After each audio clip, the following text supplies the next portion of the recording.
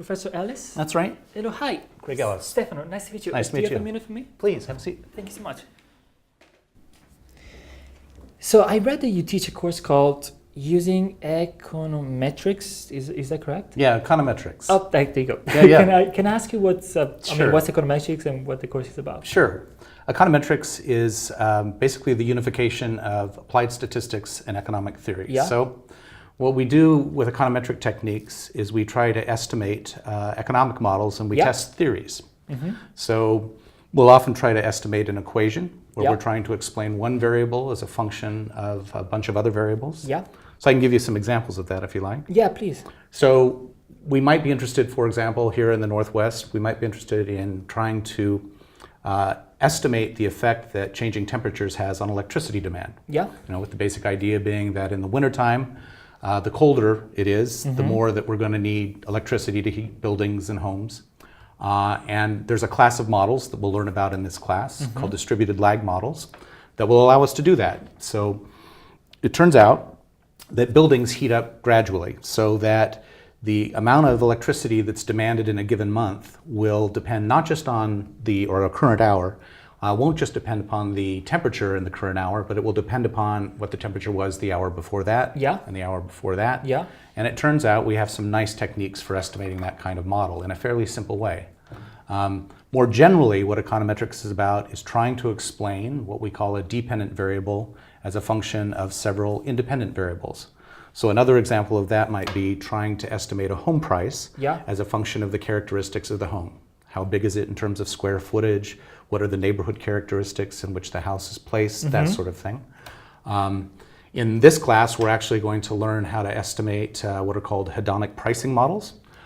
So there's a data set I've put together that allows us to estimate the demand for public golf here in Seattle. Oh, wow. The number of rounds that are played in a given month as a function of the price they're charging to play there, but also as a function of the characteristics of the course itself. How long is it? Where is it located? What was the temperature that month, et cetera. In terms of other economic theories that we can apply these statistical methods to, we might be interested in estimating the way in which people make money in terms of salary or earnings as a function of their educational background, their years of experience on the job, perhaps social characteristics like gender. So econometrics is essentially about trying to confront well-developed economic theories with real-world data.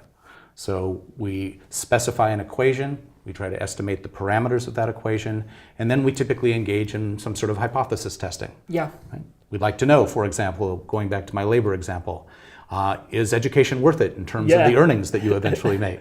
Can I ask you something? Sure. Because, I'm a little bit overwhelmed. Sure. So, you use the word model a lot. Sure. And I'm not quite sure if I understand what it is. And it was like another couple of words, but model is probably the main one. Okay, sure. What do you mean by model? More simply, perhaps, the simplest kind of models that we work with will be a single equation model, where we'll say some variable, like the usage of electricity this hour, is a function of, as I said before, the temperature this hour. So a model in the sense that the variable on the left-hand side of the equation that we're trying to explain is electric demand, and on the right-hand side we have a bunch of variables like temperature that influence the electric demand. So the question often is, how significant is, say, temperature on affecting the demand for electricity? So we want to be able to estimate the parameter associated with temperature so we can figure out how important that variable is in explaining electric demand. To go back to that example. So basically, you're talking about you think about a bunch of variables put together and connected in a certain way. Right. And you'll try to test if that idea of those variables all together works. That's correct. And economic theory, right? So econometrics is really just a fancy phrase for applied statistics, applied to economic models. Yeah. So economic theory often tells us what variables belong on the right-hand side of an equation, trying to explain this variable on the left-hand side that we care about. Yes.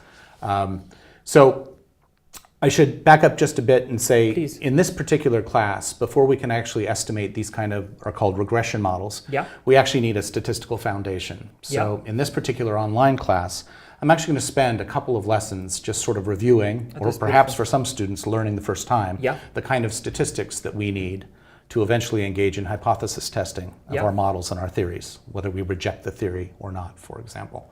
So there'll be some basic statistics that we'll learn at the beginning of the course. Yeah.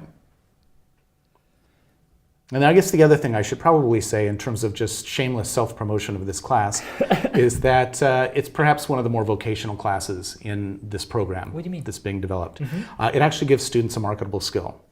So I've been teaching econometrics here at the University of Washington for a number of years on campus. Yeah. And to this day, I still get comments back from former students saying, you won't believe it, but I actually estimated a regression model in my work today. It's amazing. So one of the things that we're going to have to do, though, to provide those marketable skills is that the students in this class are going to have to learn some computer software. Yeah. And so we're going to learn their software called eViews, which is very user-friendly, and there's a student version of that program that's available very inexpensively from the company that makes this, and it works really well with the data sets that I've put together for the class. And can I ask you something else? Because we're talking about statistics, and you're actually the first professor that I talk with that talks about statistics, which is very fascinating. And but I'm kind of having a little bit of trouble thinking about how does statistics fit into like everything else, and how do you make sense of it? Well, there's randomness out there, right? So we might specify some sort of equation that we think, where a number of variables help explain the behavior of a variable that we care about, what I called before the dependent variable. But typically the relationship that exists between these independent variables and the dependent variable is not a precise one. It's subject to error because there's randomness in the real world. So we're dealing with random variables there, and that's where statistics comes in.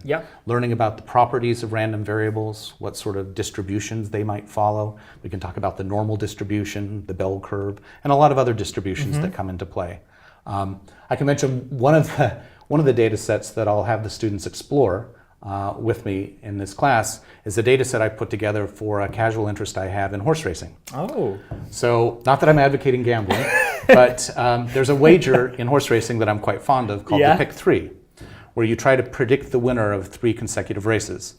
As though it was just too easy to predict the winner of a single race, right? Well, I had this casual observation, being at the track occasionally, that the public, when they put together a Pick 3 ticket, where again you try to pick the winner of 3 races in a row, I think the public was using too many pre-race betting favorites on their ticket, because favorites only win a third of the time. Well, it turns out there's a distribution from statistics called the binomial distribution that can explain exactly what is the likelihood that a winning Pick 3 ticket will have no betting favorites on it, exactly 1 favorite, 2 favorites, or all 3 favorites winning their races. And that binomial distribution is helpful in figuring out a wise betting strategy. So I had these casual observations about what I thought the public was not doing correctly at the track with regard to this one particular wager, and I put a data set together. And sure enough, I've become convinced that the public is not wagering correctly on that bet. Does it work? And I'll share with the students a strategy that works. Again, not that I'm advocating gambling, but but there's a randomness there, again. So having an appreciation for statistics and how it explains the behavior of random variables will be essential for what we do in this class. So you use the word variable a lot, and I'm not 100% sure. So does this mean, what is actually a variable? Can be anything?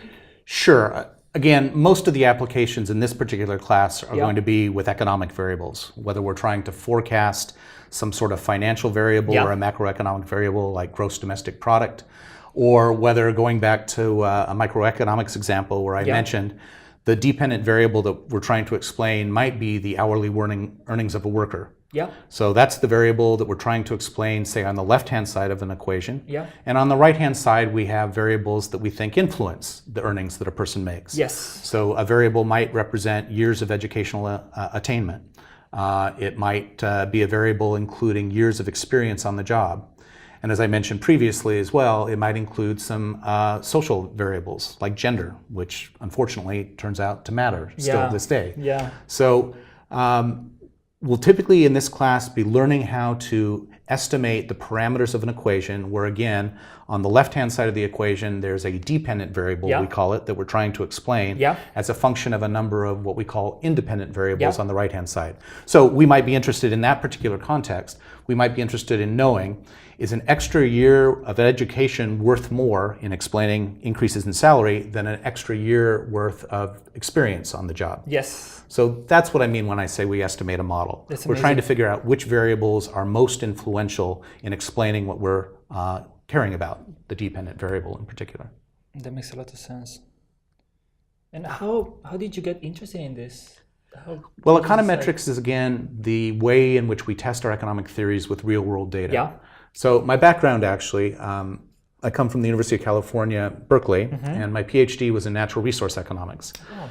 And some of the work that I do there is actually in the field of fisheries and other natural resource fields. Yeah. But eventually, I got tired of just writing theoretical papers, and I wanted to test the theories with real-world data. And that's where the tool that we call econometrics comes into play. Wow. So on this campus, I teach anything from microeconomic theory to natural resource economics, but I also have an affinity for working with real-world data. Yeah. And again, that's where econometrics comes in. And how do you feel about teaching it online? Well, I haven't done it before. I'm excited. Yeah. Right? So I'm learning some new technologies in developing the class. Wow. And this class probably won't be taught until I believe it's spring of 2015. Yeah. So I'll be working on it this summer. But it's exciting. And of course, it gives access to all kinds of people. You know what I'm saying? The online format. And again, it kind of feels like all this model, this idea you can really apply them to so much. Right. So these statistical techniques that we're going to learn, Yeah. in particular how to estimate regression equations, they're called, this could be applied in a number of social science fields, right? So applied statistics and regression analysis is used in sociology to some degree. It's used in psychology. It's used in physical sciences. Yeah. It's used in medical sciences. Right? Anytime you're working with random variables and you're trying to explain how one variable is influenced by a bunch of other variables, these techniques become valuable. And this is called regression? Regression analysis. Estimating the parameters of what we call a regression equation. That's fantastic. Well, this was very fascinating, and I'm actually very curious about the course. So, oh, good. Thank you so much for taking the time. Nice to meet you. Thank you. Bye-bye.